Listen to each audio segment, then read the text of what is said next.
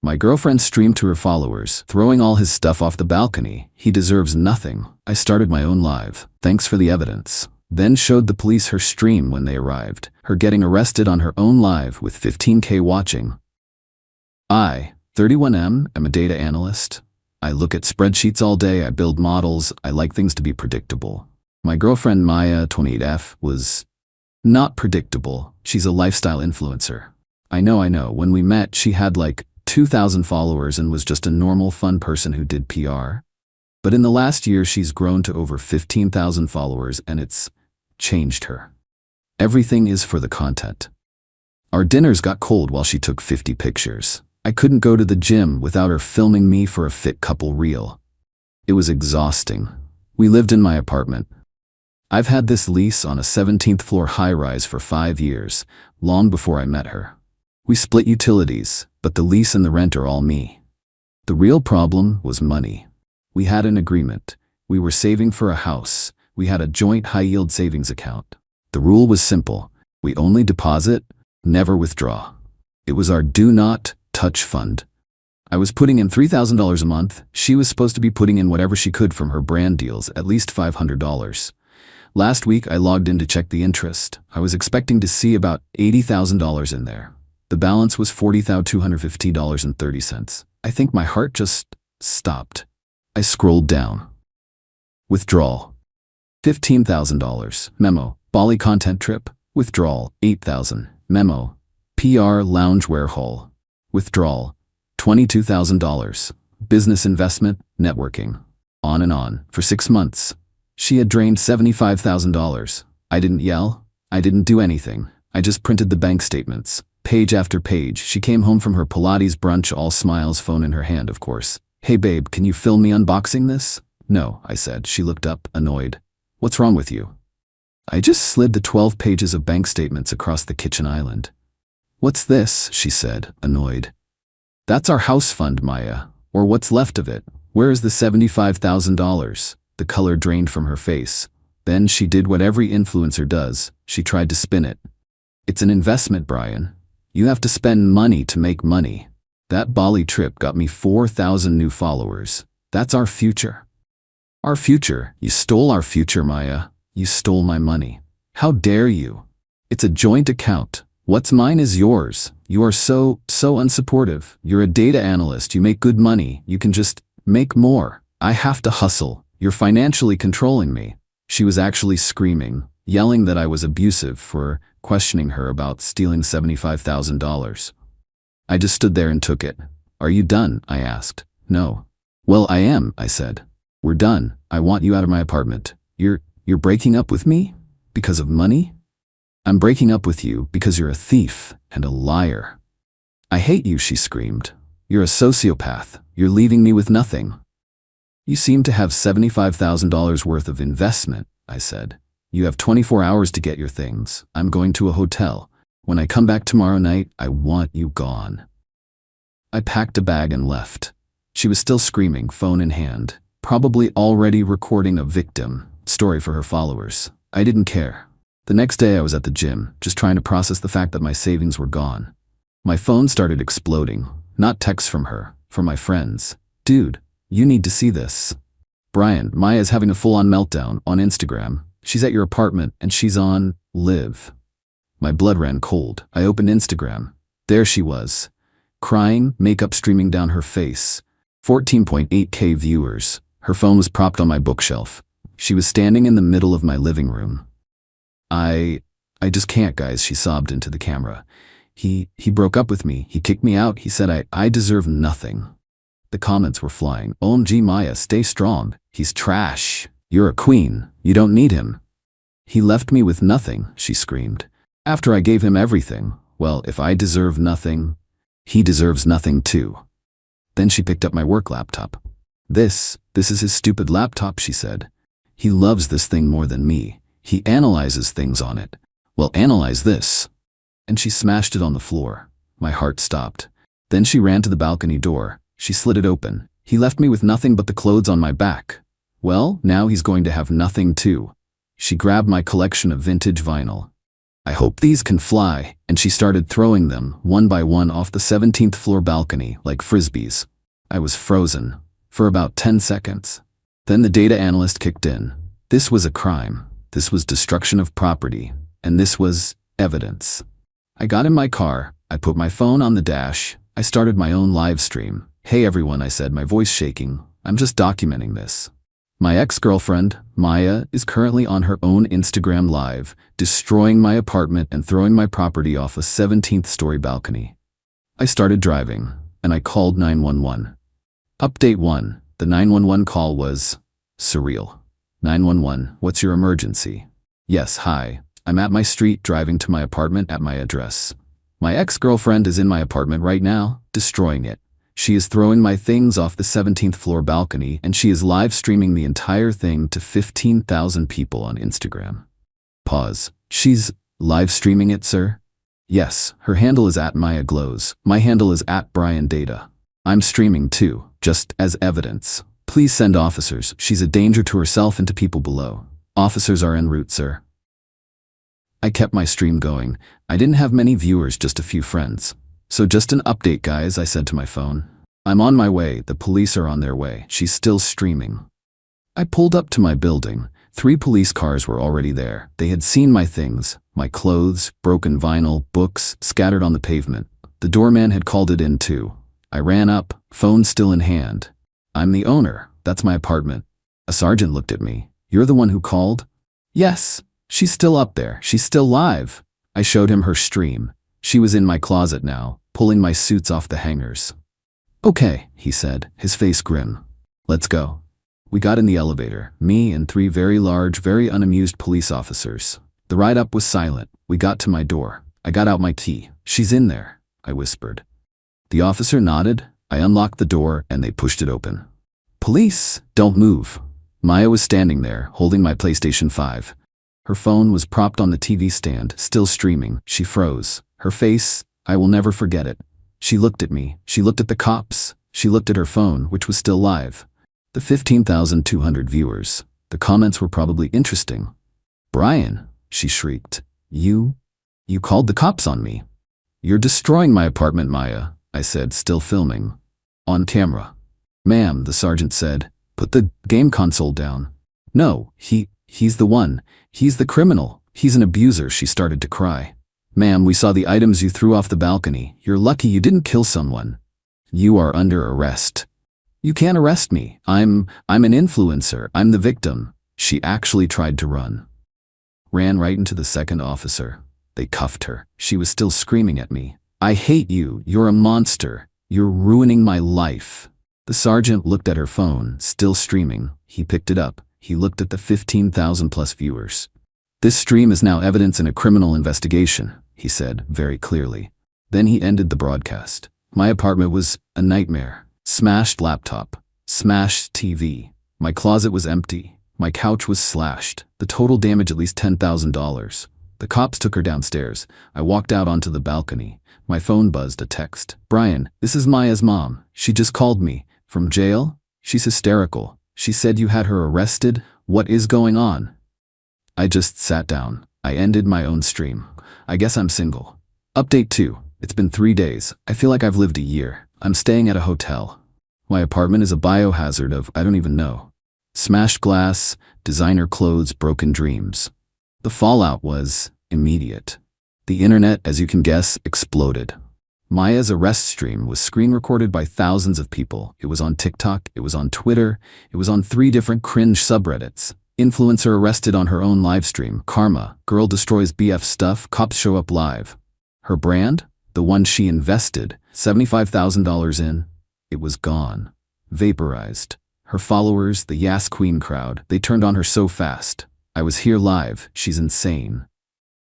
Throwing things off a balcony? She could have killed a child. She admitted he broke up with her. This isn't revenge. It's a crime.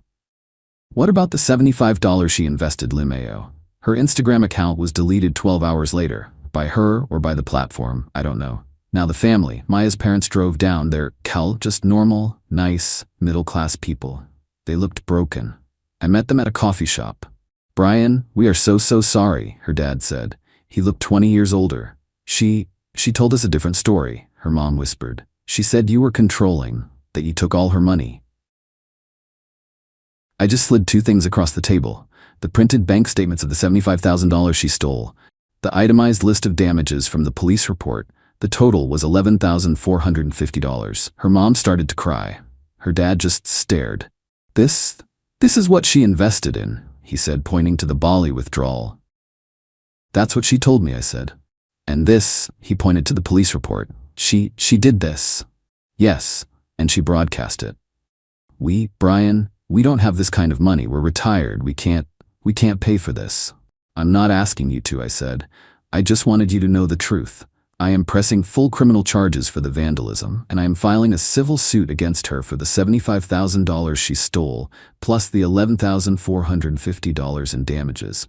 But Brian, her mom pleaded, she's ruined. She has nothing. She's facing felony charges. Can't you just let it go? She's learned her lesson.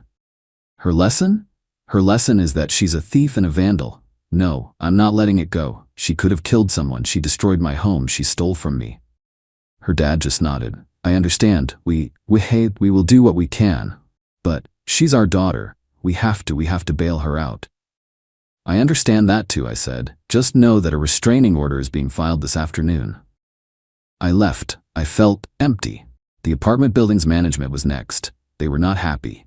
Throwing items from a 17th floor balcony, Mr. Miller, you know the liability? I know. It wasn't me, it was her. Here's the police report. She is banned from this building.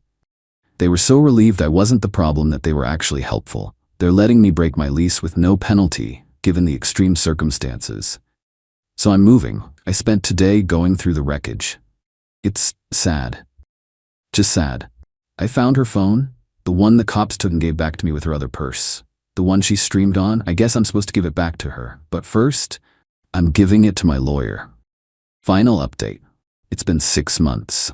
Life is different. The legal battle was messy but fast. Her parents, bless their hearts, hired her a lawyer. A cheap one. He tried to argue that she was in a state of emotional distress.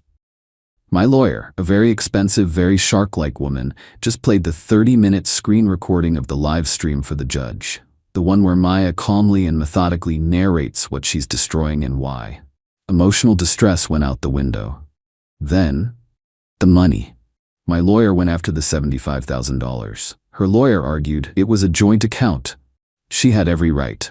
My lawyer produced the text messages and emails we'd exchanged. The ones where I said, "This is only for the house, agreed?" And she replied, "Agreed." The judge called it fraudulent misappropriation. In the end, it was a slaughter.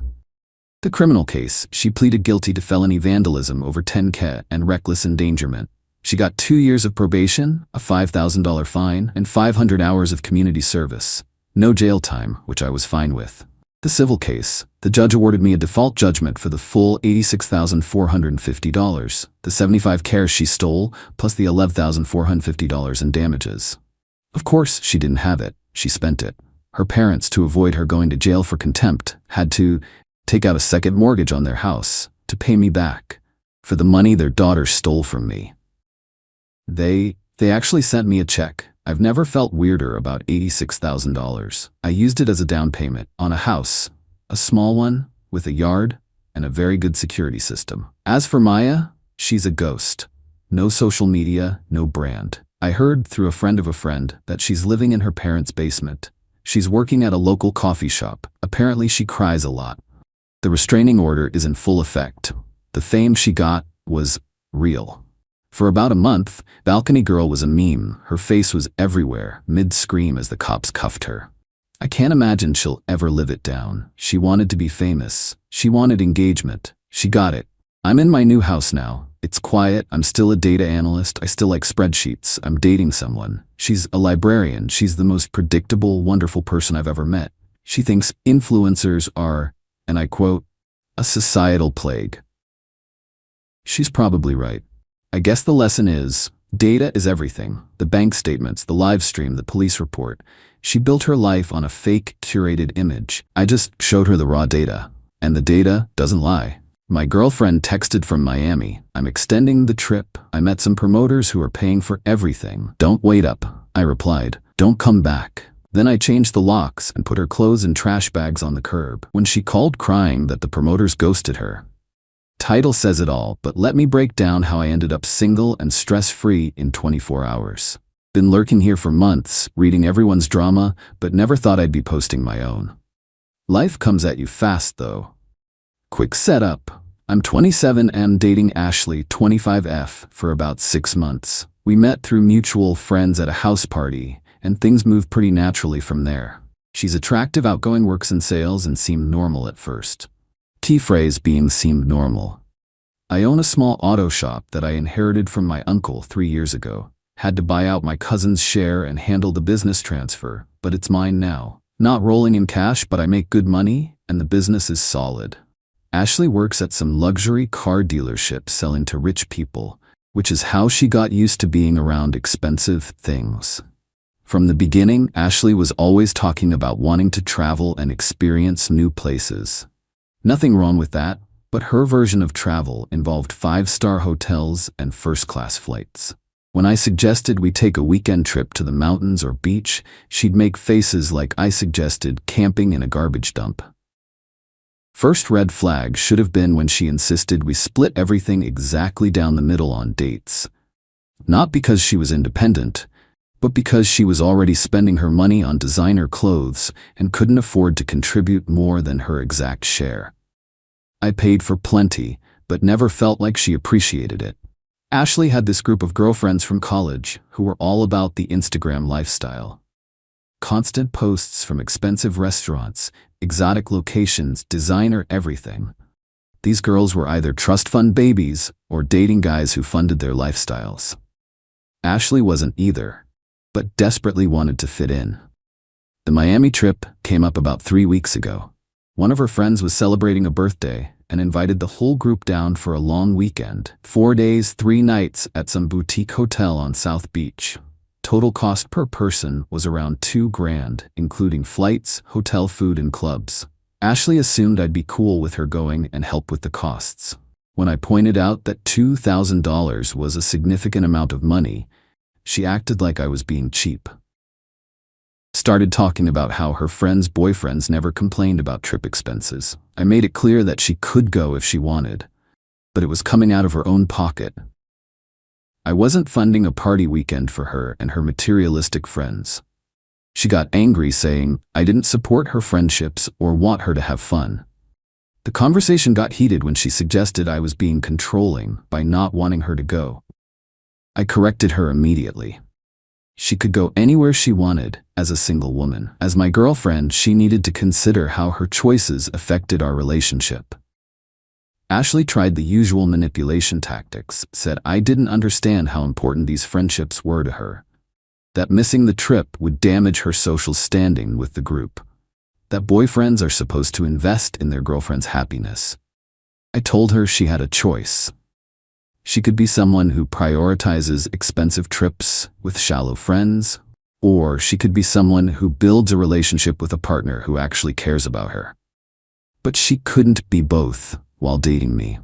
She spent the next week going back and forth about the decision. One day, she'd say the trip wasn't important and she'd rather save money with me. The next day, she'd be on the phone with her friends talking about outfits and restaurants. I could see which way it was heading. Eventually, Ashley announced she'd found a way to make it work financially, claimed she had some freelance graphic design work that paid enough to cover the trip. I knew she was lying because she'd never mentioned graphic design skills before, but I didn't push it. The Friday before the trip, Ashley was packing like she was moving to Miami permanently. 3 suitcases plus carry-on bags filled with outfits for every possible scenario. When I commented on the amount of stuff, she said her friends always overpacked for trips. She left early Saturday morning, and I spent the weekend working on a classic Mustang restoration project.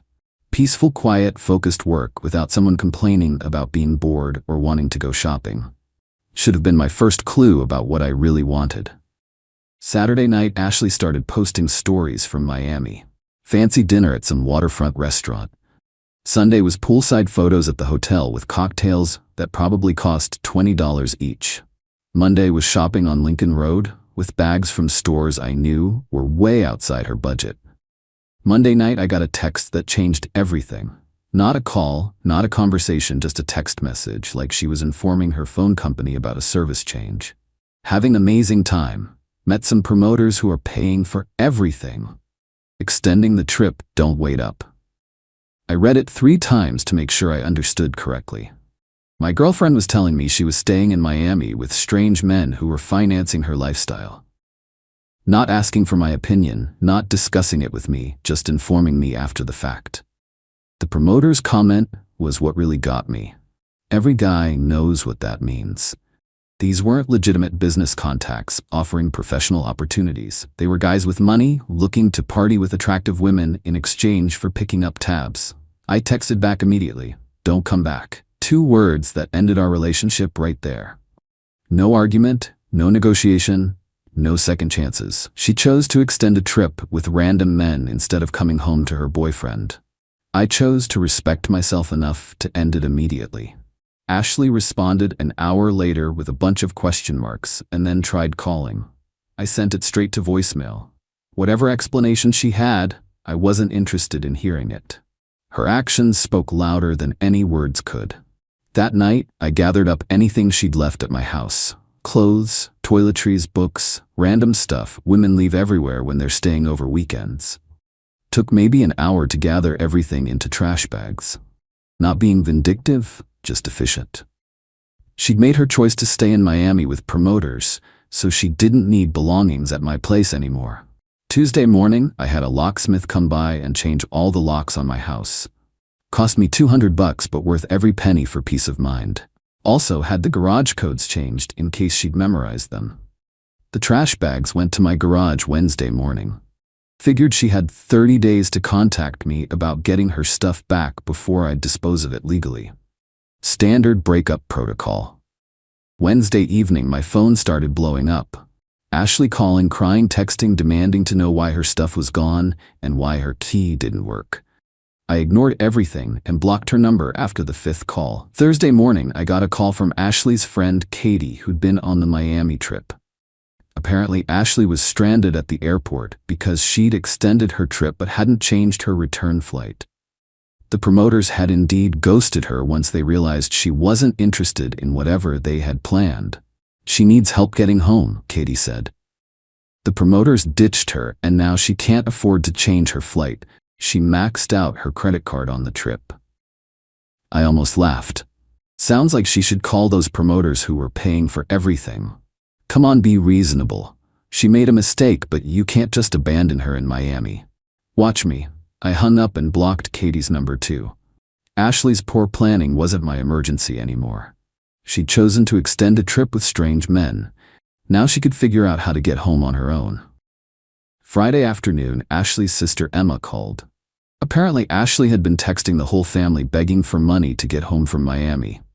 Emma wanted to know what had happened and why I wasn't helping. I explained the situation calmly. Ashley had chosen to extend her trip with promoters who were paying for everything. When those arrangements fell through, she expected me to rescue her from the consequences of her own decisions. She says you broke up with her through text message and threw away all her belongings, Emma said. She informed me through text message that she was extending her trip with strange men. I informed her through text message that the relationship was over. Seemed like appropriate communication for the situation. Emma tried to convince me to reconsider. Said Ashley was young and made an impulsive decision, but deep down loved me and wanted to work things out.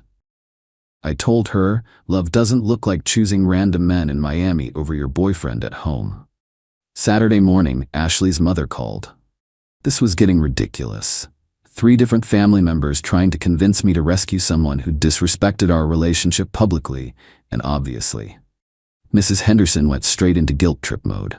How could I leave her daughter stranded in a strange city? What kind of man abandons a woman in need? Didn't I have any compassion or decency? Your daughter abandoned our relationship for promoters in Miami, I said calmly. She's an adult who made adult choices. Now she can deal with adult consequences. She's learned her lesson and promises it will never happen again. Good for her. She can apply that lesson to her next relationship. I blocked her number and decided this was getting out of hand. Ashley's entire support system was calling to pressure me into rescuing her from her own bad decisions. Made me realize how enabling they'd been her entire life. Sunday evening, Ashley somehow got access to a different phone and called me crying. The promoters had apparently paid for her hotel through Wednesday, then cut contact. She'd been staying in some cheap motel near the airport for 2 days, trying to figure out how to get home. "I'm sorry," she sobbed. "I made a huge mistake. I never should have trusted those guys or extended the trip. I was just having fun and got caught up in the excitement." I listened to her cry for about 30 seconds, then cut her off. "You weren't caught up in excitement, Ashley. You made a calculated decision to choose strange men over your boyfriend. The only thing you're sorry about is that it didn't work out the way you planned." "That's not true. I love you and want to come home and fix this." "There's nothing to fix. You showed me exactly what kind of person you are and what your priorities look like. I'm not interested in dating someone who makes those choices." She begged for another chance, promised she'd learned her lesson and would never do anything like this again. Said the promoters had seemed legitimate and she'd just been naive about their intentions. "Call your parents for money or figure out another way home. Either way, don't contact me again." I hung up and turned off my phone for the rest of the night. Monday morning, I got a text from Katie saying Ashley had finally made it home after her family pooled money for a flight. The text included a warning that Ashley was planning to come by my house to return the spare key and get her belongings back. I replied that the locks had been changed and her belongings were in my garage, waiting for pickup. Tuesday afternoon, Ashley showed up at my auto shop during business hours. Probably figured I couldn't avoid her if she came to my workplace. She looked terrible. No makeup, hair, a mess, wearing clothes that looked like she'd slept in them. "We need to talk," she said, walking into the garage. "No, we don't. You have 5 minutes, then you need to leave." Ashley started crying again, said she'd been stupid and impulsive, but the whole Miami thing meant nothing. That she'd learned her lesson about trusting strange men and wanted to rebuild our relationship stronger than before. "The Miami thing meant everything," I said while continuing to work on the car I was servicing. "It showed me that you'll abandon our relationship the moment something more exciting comes along." "I didn't abandon anything. I just extended a trip by a few days." "You extended a trip to party with promoters who were paying for everything. You chose their money over our relationship. That's abandonment." She tried a different approach, started talking about how much she missed me and how empty her life felt without our relationship. How she'd been thinking about all the good times we'd shared and realizing what she'd thrown away. Good times like when you complained about every restaurant being too cheap, or when you insisted on splitting bills because you spent all your money on designer clothes. Those good times? Ashley got defensive, said I was being cruel and holding grudges over minor compatibility issues, that couples work through problems instead of giving up at the first sign of trouble. "This isn't the first sign of trouble, Ashley. This is the final sign of trouble. You chose Miami promoters over our relationship. That's not something you work through, that's something you learn from." I walked to the front of the garage and held the door open. "Time for you to leave. You can't throw away 6 months over one mistake. Watch me." Ashley stood there for another minute, looking around my shop like she was trying to memorize everything. Then she walked out without another word. Haven't heard from her since. The whole experience taught me something important about dating and standards. Some people will test your boundaries to see how much they can get away with. If you don't enforce consequences immediately, they learn they can disrespect you without repercussions. Ashley thought she could have her Miami adventure and come back to a boyfriend who'd be grateful she returned at all. Instead, she came back to change locks and trash bags on the curb. Sometimes people need to learn that choices have permanent consequences. My friends think I was harsh for ending things so quickly. Said I should have given her a chance to explain and work through the trust issues. But there wasn't anything to work through. She'd shown me her character under pressure, and it wasn't compatible with mine. 3 weeks later, and I'm focusing on my business and personal goals. Been on a couple dates with women who seem more mature and grounded. Funny how much easier dating is when you're not constantly worried about your girlfriend choosing other men over you. Ashley apparently moved back in with her parents after realizing she couldn't afford her apartment without help from boyfriends. Her friend Katie mentioned she was struggling financially and emotionally after the Miami disaster. Not my problem anymore. The auto shop is doing great, focusing on work and building something meaningful instead of managing someone else's poor decision-making. Turns out I'm much more productive when I'm not dealing with relationship drama every week. For guys dealing with similar situations, my advice is simple. Set clear boundaries and enforce them immediately when they're crossed. Don't negotiate with people who disrespect your relationship. And never rescue someone from consequences they created for themselves. Some women will test you to see if you're the type of man who tolerates being disrespected. Show them you're not, and watch how quickly they either shape up or ship out. Either outcome is a win for you. Ashley learned that promoting yourself to random men in Miami doesn't guarantee they'll stick around when reality hits. I learned that some people will always choose excitement over stability until life teaches them otherwise. Sometimes the best thing you can do is step aside and let life be the teacher.